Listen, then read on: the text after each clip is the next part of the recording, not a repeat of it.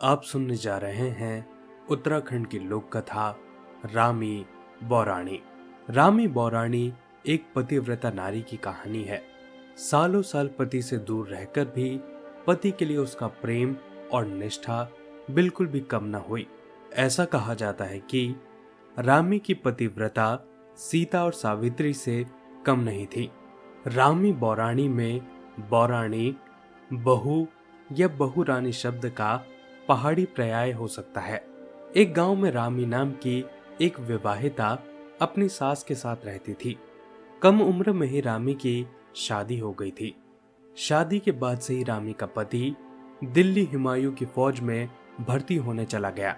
सास और बहू में काफी प्रेम था। वे दोनों माँ बेटी की तरह रहती थी।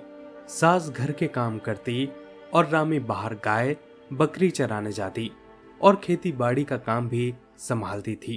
रामी अपने पति से बहुत प्रेम करती थी। उसकी याद में रामी काफी उदास भी रहती थी। वही हाल रामी की सास का भी था। बुढ़ापे में बेटे से दूर रहने की चिंता उसे खाए जा रही थी। वे दोनों ऐसे ही अपने दिन काट रहे थे। देखते देखते 11-12 साल बीत गए और रामी का पति ना लौटा, ना ही उसने खबर भेजी। रामी को यकीन था कि उसका पति एक दिन जरूर वापस आएगा। एक दिन रामी तपती गर्मी में खेतों में काम करते करते थक गई। उसने अपने आसपास के खेतों में नजर दौड़ाई। बाकी औरतें घर जा चुकी थीं। काम में मग्न रामी को खबर ही नहीं लगी कि सब औरतें कब चली गईं। काम और गर्मी से वो काफी थक चुकी थी और प्यास से उसका गला सूखने लगा। रामी ने सोचा, थोड़ा ही काम बचा है, पूरा करके जाती हूँ। वो काम में लगी रही कि तभी पीछे से कोई आवाज आती सुनाई दी। उसने देखा कि एक साधु अलख निरंजन अलख निरंजन अलापता हुआ उसकी तरफ आ रहा है। साधु रामी को देख उसके समीप आ रामी से उसका परिचय पूछता है। रामी कहती है, मैं रावतों के खानदान से हूँ। मैं एक बहुत बड़े सेठ की बेटी हूँ। मैं इस गांव में अपनी सास के साथ रहती हूँ। मेरे ससुर का देहांत हो चुका है। साधु, और तेरा पति कहाँ है? रामी, मेरे पति कई सालों से परदेश में हैं और मैं उनकी याद में अपने दिन काट रही हूँ।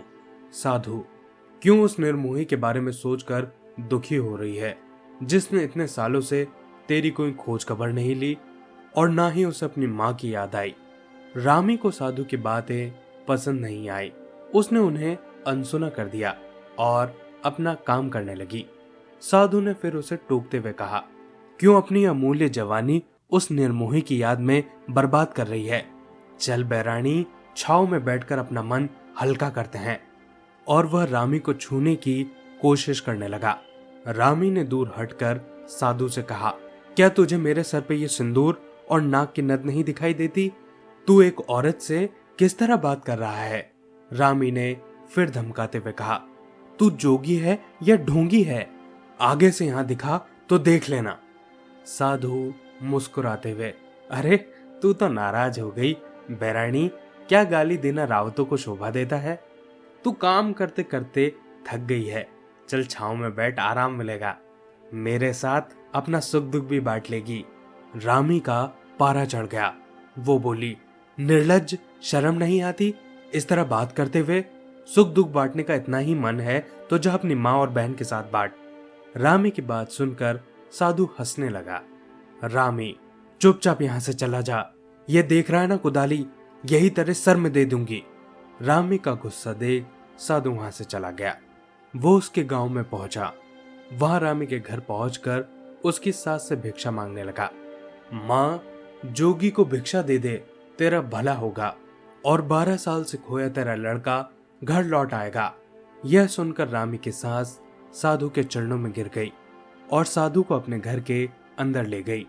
रामी की सास ने साधु को आसन पर बैठाते हुए कहा, साधु बाबा, आप बाहर क्या कह रहे थे कि तेरा लड़का 12 साल के बाद घर वापस लौट आएगा?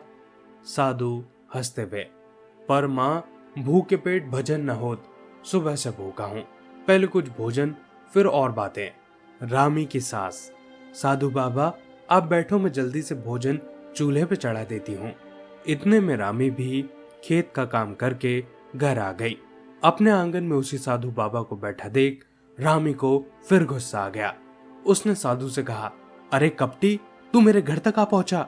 बहू की आवाज सुनकर सास बाहर आई और उसने पूछा, बहू क्या हुआ? बहू ने बताया, माँ ये कोई साधु नहीं है, कपटी है, कपटी। सास ने बहू से कहा, एक साधु के बारे में ऐसा नहीं बोलते, तू अंदर जा और भोजन परस, मैं आती हूँ। रामी ने भोजन परोसा और सास को बुलाया। सास भोजन लेकर साधु को देने लगी।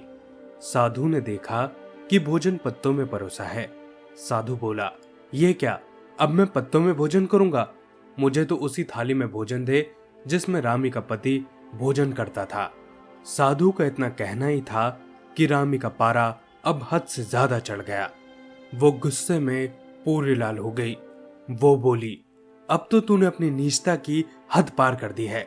तेरी हिम्मत भी कैसी हुई ऐसा कहने की?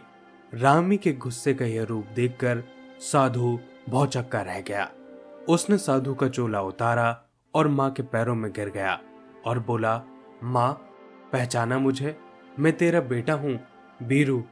और रामी, मुझे माफ कर दो, मैंने तुम्हारे प्रेम और इंतजार की परीक्षा ली। तुम्हारे पतिव्रत प्रेम और निष्ठा को ये पूरी दुनिया हमेशा याद रखेगी।